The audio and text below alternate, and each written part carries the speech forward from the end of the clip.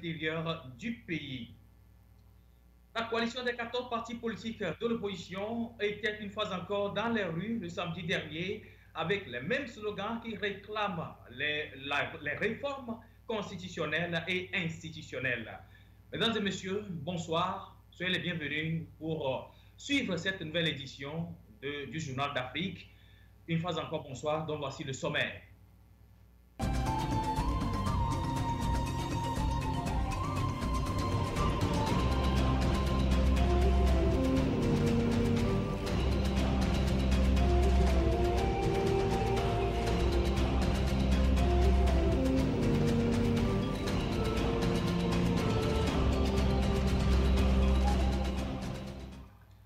La JCI était à sa rentrée officielle le samedi dernier à Agora Senghor de Lomé avec le lancement et la présentation bien sûr d'un projet de développement intégré qui vise le réaménagement et l'entretien du patrimoine en agriculture, en élevage, fourniture d'eau et de bâtiments scolaires bien adaptés selon l'atmosphère climatique de chaque milieu.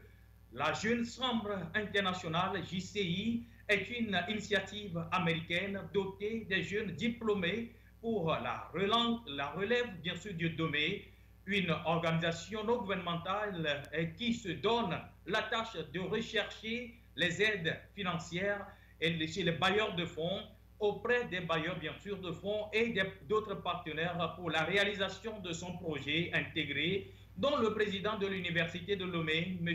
Kokoroko, se porte déjà garant pour le recouvrement de fonds et des partenaires sociaux.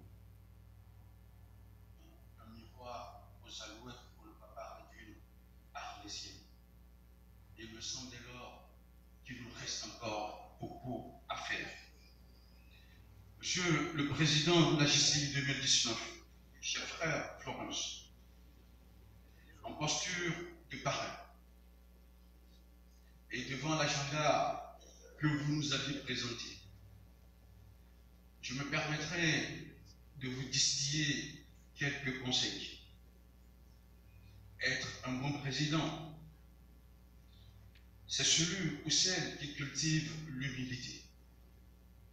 C'est celui ou celle qui cultive la collégialité.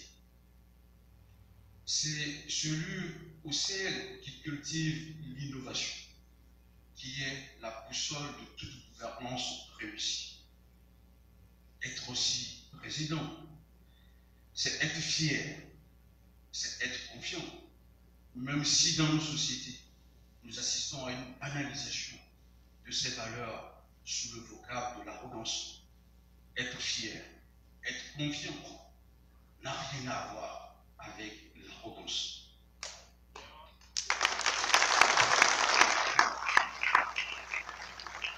Monsieur le Président Florence, en retour, vous pourriez compter sur ma disponibilité opérationnelle et surtout ma capacité à vous ouvrir des portes. Abbas Kabouah se félicite de son siège à l'Assemblée nationale togolaise en occupant le boulevard qu'auraient déjà laissé d'autres leaders politiques. Selon lui, la C14 devrait saisir cette occasion pour mieux se faire entendre au lieu de se choisir battre les pavés dans les rues de Lomé. Suivons Abbas Kabouah, le président de MRSC. Et la communauté internationale a les caméras braquées sur nous. C'est tout. On va aller vite. Ça va être la meilleure législature. Ça, c'est moi qui vous le dis. Vous avez vu la qualité des femmes et des hommes? Oui, ce ne sont pas des maçons et des forgerons, hein, des Zanguera. Non, non, non, non, non. Chef, il faut voir notre qualité. C'est pour ça que j'ai dit on était quelque chose avant de venir ici. Peut-être les deux plus jeunes hein, qui étaient chômeurs. Sinon, tout le reste, mon ami, nous tous on est casés. Vous avez vu notre ventre? Regardez mon ventre. Si vous voulez vous filmer. Monsieur Abbas Kabouah, aujourd'hui à l'hémicycle, quel est le sentiment? Non, ça me dit rien, c'est le juste retour des choses. J'ai été triché 2 fois dans ce pays. C'est Dieu qui a voulu que la 3e fois, on me remette. Au moins ça fait honte qu'on me vole encore. Ça. Mais non seulement ça, c'est Dieu qui m'a réhabilité, je reviens de loin. Je reviens de loin. Je ne suis pas fier parce que j'aurais pu aimer voir d'autres personnes ici. Mais bon, ils ont refusé. Après, ils m'appellent pour me dire, ah, président, bien militaire assis, mais mon ami. Il ne fallait pas refuser. Ce sont ces élections-là qu'il fallait aller. Et ne pas aller 2016 et 2015. C'est ça qui est important. Mais voilà, les gens ont laissé le boulevard et puis aujourd'hui c'est fini. Nous, on va faire ce qu'on peut faire. Nous allons peser comme nous pourrons dans la balance ici. Vous avez profité de l'absence de ceux-là. Profiter de quoi? Eux, ils ont profité hier de moi aussi, mon absence. J'étais en prison. Je vous dis que c'est le juste retour des choses. Moi, j'étais en prison, non? Ils ont profité aussi. Pourquoi ne pas? Ah oui, si vous voulez. C'est mon tour. Tout le monde a son tour chez le coiffeur. Quand quelqu'un laisse, quelqu'un prend. Ça, c'est automatique. Voilà l'atmosphère qui a prédominé au niveau de l'Assemblée nationale lors de leur rentrée officielle. En Guinée-Conakry, d'Alpha Condé, la police nationale se bat avec la gendarmerie nationale à cause de l'argent recueilli auprès des passagers. Chaque jour, les policiers et les gendarmes se pointent sur les routes dans un contexte de contrôle routier et de vérification des pièces des véhicules en passage, et ceux dont leurs identités circulaires sont expirées se retrouvent dans l'obligation de négocier leur passage avec des pots de bière, et ceci fait gagner le pain quotidien au corps habillé, le partage du fric rassemblé à la fin de chaque sortie de contrôle fait profiter à chaque corps habillé une dividende qui enrichit le panier ménagère. À cet effet, suivons le leadership qui essaie de mener quand même de zizanie entre la gendarmerie et la police guinéenne lors de leur sortie de contrôle routier.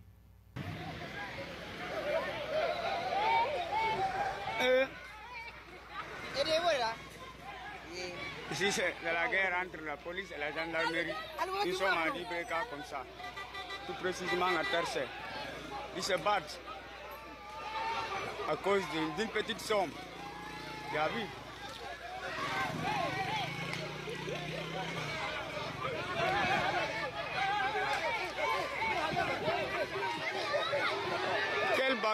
Quelle bagarre, regardez-moi ça.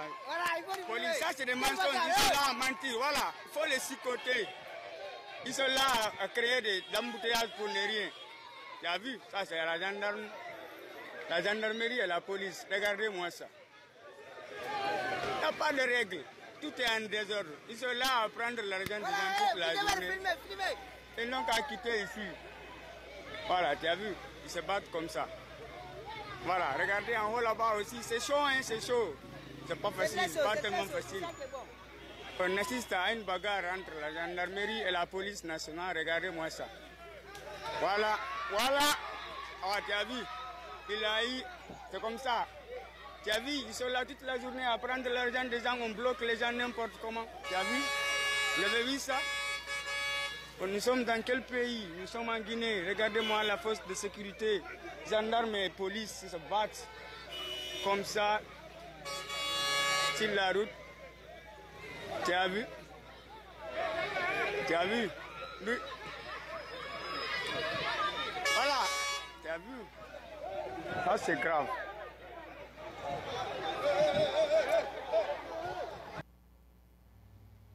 Voilà l'énergie qui prévalait quand même entre la police et la gendarmerie de la Guinée-Conakry.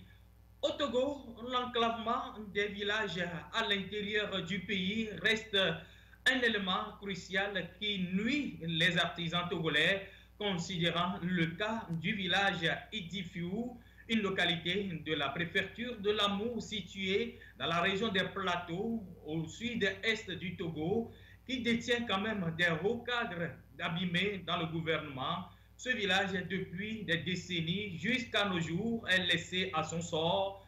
Pas de voie de communication, pas d'eau potable, pas d'électricité, pas de communication, même les ondes de communication et des stations radiophoniques en manque. Au village Idifiou, le manque de prise en charge de la part du gouvernement s'illustre à la découverte de ce milieu enclavé par nos confrères de LCF que je vous propose de suivre. Iwa, Okpawe et Ouga, Idifiou est l'un des villages de la préfecture de Lamou. Il est situé à 15 km d'Atapamé sur l'ancienne route de Badou, route construite depuis 1908 par les Allemands. L'agriculture est la principale activité des plus de 300 habitants de ce village. Malheureusement, ils ont toujours de la peine à exporter leurs produits agricoles à cause de l'état défectueux des infrastructures routières. Ce pont de Ougbo-Allé en est une illustration parmi tant d'autres. Avec des trous béants presque partout, il n'est pas aisé pour les véhicules de venir dans ce village. Apparemment, seuls les téméraires arrivent à passer le pont.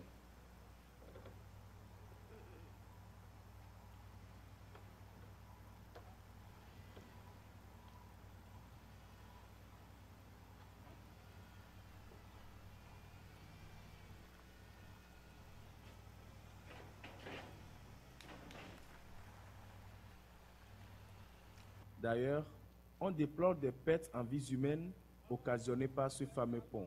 Notre route là, vraiment, ça nous embête. Et surtout les ponts, les véhicules même ne viennent plus. Les ponts, vraiment, sont tout foutus. Il y avait 2 morts et les véhicules, souvent, ils font les accidents. Côté de la route, notre état de la route n'est pas assez du tout. Et au niveau du pont aussi, c'est très difficile. La route n'est pas le seul cauchemar de ce village. Pas d'électricité, pas même d'unité de soins périphériques, pas le moindre signal d'un des 2 réseaux de téléphonie mobile au Togo. Il faudra se déplacer jusqu'à Hihiatro ou à Tapamé pour passer un simple coup de fil. Pire, la population est coupée de toute information. Aucun signal radio ne parvient au village, même pas celui de la radio nationale.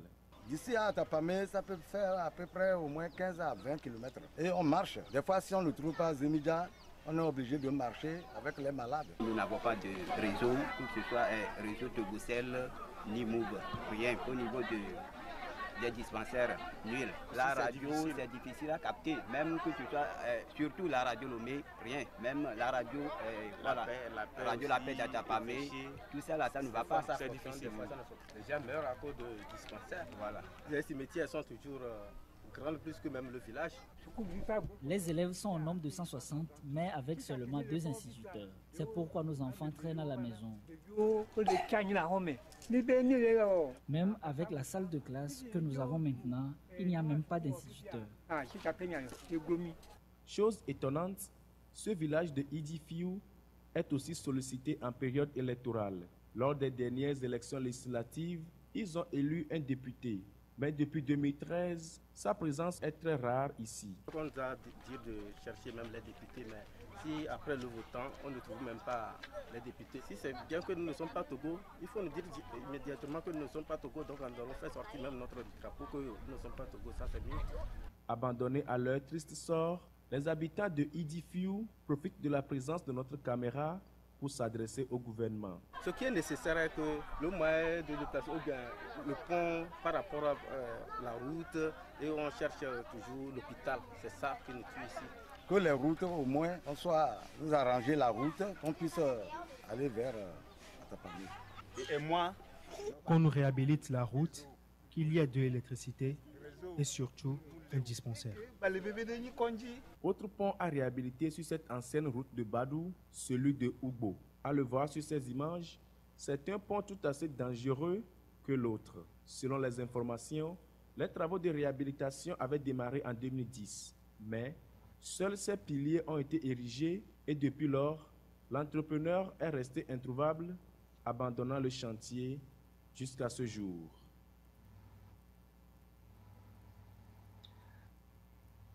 Voilà, mesdames et messieurs, tel est le délaissage du gouvernement togolais qui se fait voir à travers ces images de l'intérieur du pays. La coalition des 14 partis politiques de l'opposition était une fois encore dans les rues du Togo avec les mêmes slogans qui réclament les réformes constitutionnelles et institutionnelles. Pour la première fois dans l'année 2019, cette manifestation de l'opposition principale togolaise a dû être reportée à plusieurs reprises par les leaders de la C14 pour faute de non-accord du ministre de l'administration territoriale, de la décentralisation et des collectivités locales qui déclare que les itinéraires restent à son insu. À cet effet, programmé sur le 12 janvier passé, l'effectivité de cette manifestation a eu lieu le samedi dernier, dont le premier point de rassemblement qui n'est tout autre que le rond-point de Bekapoto, j'allais dire, où a démarré la première marche de l'année 2019, dont je vous propose de suivre le début.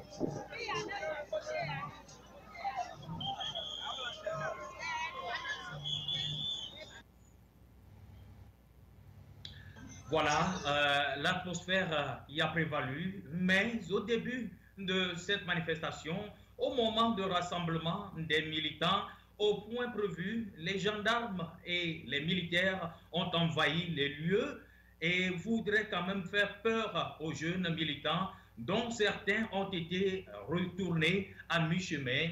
Écoutons Patrick Lawson, ancien député à l'Assemblée nationale, membre de l'équipe dirigeante de l'Alliance nationale pour le changement, qui dénonce cette attitude. Oui, aujourd'hui, c'est le début de la marche que la C14 a prévue, mais finalement, nous vous avons vu en train de discuter avec les agents de sécurité. Qu'en est-il exactement? Normalement, les agents de sécurité sont là pour nous protéger, et non pour nous agresser. Si la marche ne tient plus, qu'ils nous le disent. On va rentrer tranquillement. Et pourquoi cette patrouille? On ne comprend plus. On ne comprend plus leur rôle. Est-ce que le ministre a autorisé la marche? Pourquoi pas? C'est pourquoi on est là. Vous avez vu le communiqué d'ailleurs. Ce n'est pas normal que les forces de l'ordre nous harcèlent comme ils le font. Ils parlent de patrouille. Patrouille dans la masse, parmi les manifestants. On ne peut rien comprendre là-bas. Ils disent que c'est pour votre sécurité. Notre sécurité, c'est à l'intérieur de nous. Non, ce n'est pas vrai. Disons-nous la vérité. Ça ne s'est jamais passé comme ça. Jamais. On marche avec eux, ça fait longtemps. On n'a jamais vu cette intrusion intempestive de services d'ordre. J'ai appelé le ministre pour le lui dire. On n'est pas d'accord. S'il refuse, si c'est la loi qui demande qu'il refuse, on s'y soumet. Mais ce qu'ils sont en train de faire là, ce n'est pas normal. Et que pensez-vous faire pour vos militants qui sont en train d'être retournés en cours de chemin parce qu'ils ne sont pas à l'effigie? Ils le font pour dire qu'il y a 10 personnes à la marche. C'est tout. C'est une stratégie qu'on connaît, mais qui fait effet à partir de maintenant parce que, à cause des tueries qui ont eu lieu. C'est ça, c'est tout. Ça ne nous décourage pas, on va continuer et c'est sûr. Mais certains des Togolais se découragent, hein? Oui, ils ont peur. C'est normal, c'est ce que Dieu a donné de plus fort à l'homme, d'avoir peur de la mort. Et nous avons peur de la mort. Et que pensez-vous faire maintenant pour réguérer aussi va anticiper. Si on est dans un pays démocratique, c'est certain qu'ils vont comprendre. Mais si on n'est pas dans un pays démocratique et qu'il faut des inclusions comme ça, on ne veut pas. Voilà l'ancien député qui dénonce l'attitude des forces de l'ordre qui étaient venues pour essayer de sécuriser cette manifestation de la première journée, bien sûr, de l'an 2019. Juste après le début de la marche, l'un des leaders des droits de l'homme qui aimerait quand même garder l'anonymat s'exprime en dénonçant le coup de force du gouvernement lors du 20 décembre dernier.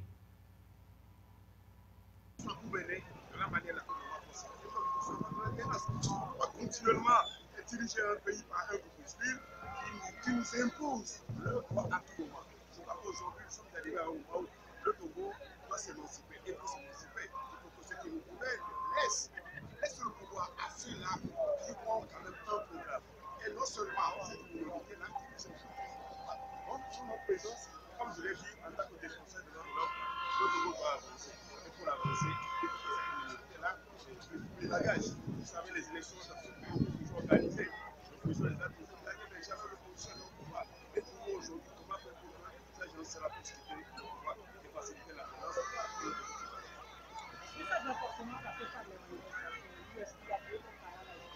Aujourd'hui, ce que nous avons comme.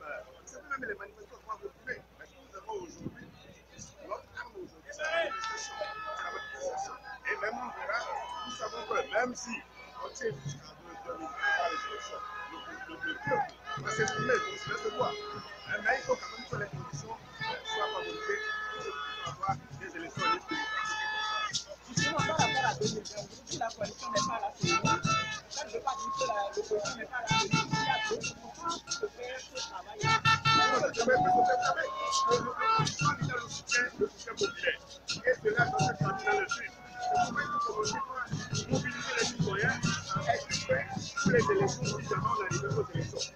Même si l'opposition n'est pas à la saisie, déjà ce que nous voyons, l'engouement du peuple togolais à la finance, ça se fait. Mais il faut que cela se traduise dans le sud. Il faut mettre des stratégies en place pour y arriver. Voilà la colère du leader des droits de l'homme qui aimerait garder son anonymat. Au micro-trottoir, l'intention des Togolais se fait sentir à travers leurs propos étant rassemblés dans un kiosque de presse dans le quartier bien sûr administratif. Certains jeunes Togolais s'indignent au sort que subissent bien sûr l'actualité politique togolaise et prétendent instiguer les nouveaux élus parlementaires à procéder aux réformes à la volonté des Togolais. Écoutons le point de vue de Sogo Adolphe qui réclame les réformes constitutionnelles et institutionnelles.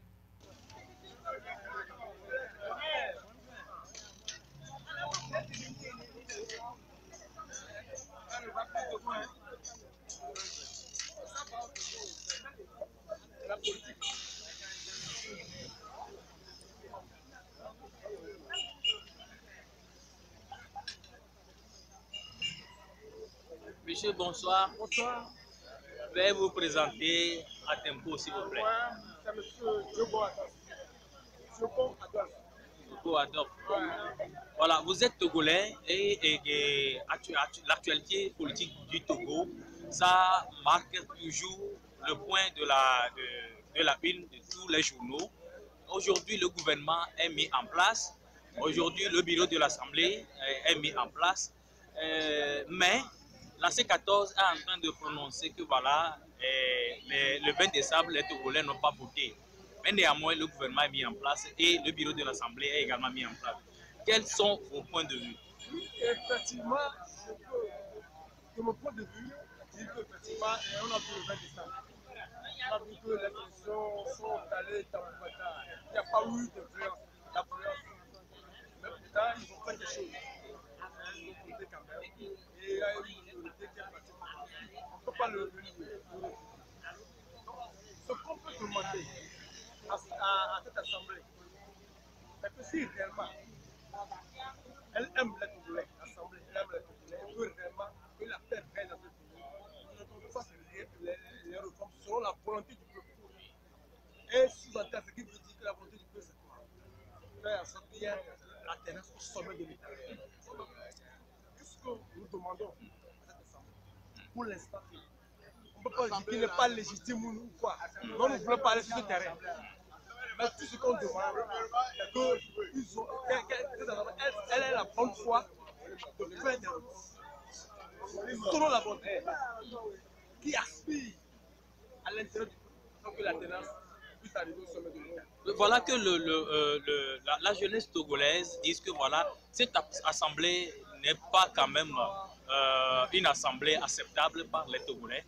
Bon, quelles sont vos impressions concernant ça? Si on fasse les réformes maintenant, est-ce que ça sera accepté par les Togolais? Oui, pour le moment, on dit que cette assemblée est légitime ou bien illégitime.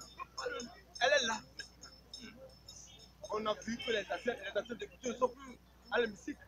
On ne peut pas les contredire non plus. Mais tout ce qu'on demande, si cette assemblée est honnête avec lui-même, elle peut faire quelque chose pour les Togolais, concrètement, dans la volonté du peuple. Et comment les apprécier? Faire la volonté à la volonté du peuple, sous-entendre dire qu'il faudrait qu'il fasse tout pour qu'il y ait l'alternance au sommet de l'État. C'est un changement au sommet de l'État. Alors que pensez-vous de la marche de la C14, puisque la C14 a encore manifesté le samedi dernier et appelle les Togolais à se remobiliser encore une fois encore. Que pensez-vous à leur acte? À ce niveau, la marche, il y a l'habilité est honnête. Le peuple est fatigué de faire les mêmes répétitions. La marche, on revient, la marche, on revient, on est fatigué. Mais la C14 a seulement tout seul moyen. C'est la marche. Il n'a plus d'autres alternatives. Qu'est-ce qu'il peut faire d'autre? Il ne peut pas aller prendre les armes et venir détruire le pays qu'il aime construire. Donc, tout revient toujours au gouvernement. Parce qu'on voit que lors de la marche, la faveur qui est dans le gouvernement, les militaires, on ne dit pas les militaires par ici, par là et autres là, ça empêche aussi les Togolais à aller massivement pour la marche. Mais, si la vérité est que le peuple est fatigué de la marche. Le peuple est fatigué de la marche. On ne peut pas le nier. Parce que depuis 90, c'est le même système. La marche, on revient, la marche, on revient. Mais nos cadres, il y a toute stratégie d'utiliser de voir la possibilité. Quelle stratégie vous pensez qu'on peut adopter maintenant? À mon humble avis, on sait qu'il n'y a que deux possibilités. Et la première option que je propose, c'est que le régime domine par les armes. Il ne prévoit pas qu'on achète les armes pour venir tirer quand même. Mais si le peuple, on peut psychologiquement travailler le peuple, et que le peuple sache qu'il va pour affronter un régime dictatorial, un régime militarisé, toutefois, on peut travailler psychologiquement le peuple. Il y a plus d'autres options, à mon avis. Mais si je veux encore parler de la première et ajouter quelque chose, on peut aussi passer par les moyens mystiques. On peut préparer physiquement et affronter avec. Après tout, c'est les gens qui nous disent. Ils tirent sur les gens. On peut rien tout faire. Mais acheter les armes pour venir tirer, ça, je bannis. Voilà la tension qui règne au sein de la jeunesse togolaise avec leurs réclamations. Ainsi, la bataille reste toujours très dure et tendue pour la coalition des 14 partis politiques de l'opposition, pilotée par Brigitte Kafoui Adjamagbo, Jean-Paul Apevon, Tikpi Salifou Achadam, Jean-Pierre Fabre et tant d'autres qui, aujourd'hui, n'ont plus d'autres moyens que de faire descendre les Togolais dans les rues, cette méthode étant bien maîtrisée par les membres du gouvernement qui, en retour, savent comment essayer de contrecarrer et catégoriser les manifestants. Écoutons Jean-Pierre Fabre, président de l'Alliance nationale pour le changement. C'est notre première manifestation après les élections législatives du 20 décembre dernier. Nous devons expliquer certaines positions, certaines de nos attitudes aux populations. C'est la raison pour laquelle nous organisons cette manifestation. Et donc, expliquer tout. C'est-à-dire que vous avez repris avec les manifestations? Évidemment, nous n'avons pas le choix.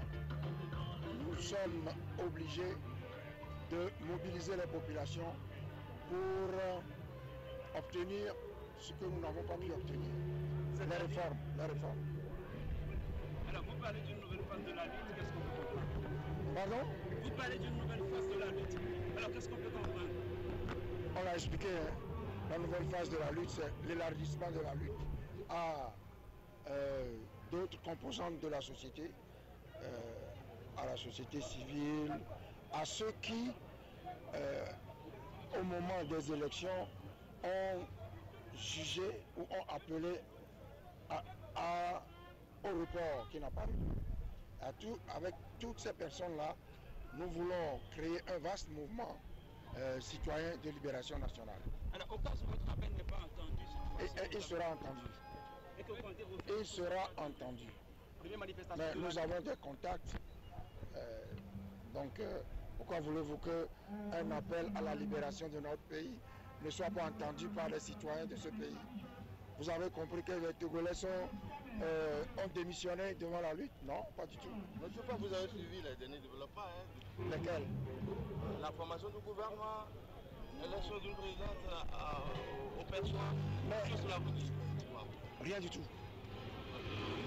Est-ce que vous avez des nouvelles de l'intérieur du pays? Les manifestations ont eu lieu à certains endroits. À Mango, par exemple. Combien de manifestants poussent encore dans les prisons? Pardon? Combien de manifestants poussent encore dans les prisons? Une cinquantaine, une centaine. Une centaine. Monsieur le Président, voilà que le gouvernement est en train d'annoncer que il peut tout annoncer. Le gouvernement peut tout annoncer. Vous ne voyez pas que vous allez donner un peu de temps pour faire les réformes comme l'on dit? On sait. Mais nous avons demandé des réformes. Nous avons lutté pour les réformes. Nous sommes toujours dans cette logique. Nous luttons pour les réformes. Monsieur le Président, première manifestation de l'année, mais la mobilisation n'est pas de mise. Comment l'expliquer? Il y a eu les intimidations, vous avez vu la mobilisation des forces de sécurité, des militaires, pour intimider et pour faire en sorte que les gens ne viennent pas nombreux. Mais c'est la première manifestation, donc comme on en organisera d'autres, je pense que tout ça rentrera dans l'ordre. Merci beaucoup. Voilà les propos de Jean-Pierre Fabre recueillis par nos reporters de Tempo Afrique TV. Il est à noter tout simplement que voilà, juste après cette sortie officielle de la C14, et il y a eu également la sortie officielle bien sûr de l'un des leaders de l'Église catholique. Il s'agit bien sûr de Monseigneur Podro qui a essayé de lancer une lettre à l'appel au chef de l'État togolais, qui a accepté son appel et a donné quand même une grâce présidentielle aux 44 détenus politiques qui ont été libérés dans les jours de la semaine précédente. Mesdames et messieurs, nous sommes arrivés au point du rubrique sport. Le président de la FIFA était à Lomé pour décerner une nouvelle redynamisation au football togolais en commun accord avec les premiers responsables de cette faculté. Les grandes lignes ont été tracées qui relèvent les défauts des leaders du football togolais, suivant Gianni Infantino, le président de la FIFA, lors de son passage à Lomé. Le problème est réglé. Le Togo bénéficie aujourd'hui totalement du soutien de la FIFA. Mais tout ça, c'est grâce au travail qui a été effectué au Togo par la fédération elle-même, directement. C'était malheureux, et nous on en parle souvent avec Fatma, on n'est jamais heureux quand on doit bloquer des fonds ou restreindre le versement de fonds pour le développement du football, parce que ce qu'on génère à la FIFA, c'est pour le développement du football. On doit l'investir dans le football, on doit le distribuer. Or, vous connaissez beaucoup mieux que moi la situation dans laquelle était la fédération togolaise de football, malheureusement. Ça a retardé le développement du football, ça fait en sorte que on n'a pas pu faire tout ce qu'on a voulu les 2 premières années pratiquement, mais maintenant on est là et c'est pour ça que le président de la FIFA est là en personne pour vous dire voilà, qu'on travaille ensemble et tous ces projets qu'on a présentés, qui sont décrits dans ce document que la fédération va mettre en place, c'est des projets qui sont financés grâce au fonds du programme Forward qui n'étaient pas perdus. Ils étaient juste pas payés en attendant que la situation se clarifie et qu'on ait une vision claire des choses. Voilà, mesdames et messieurs, fin de cette édition. Merci de nous avoir suivis. Malik Sall de l'autre côté pour la réalisation. Retrouvons-nous, essayez de nous retrouver bien sûr à la semaine prochaine pour une nouvelle édition de Journal d'Afrique.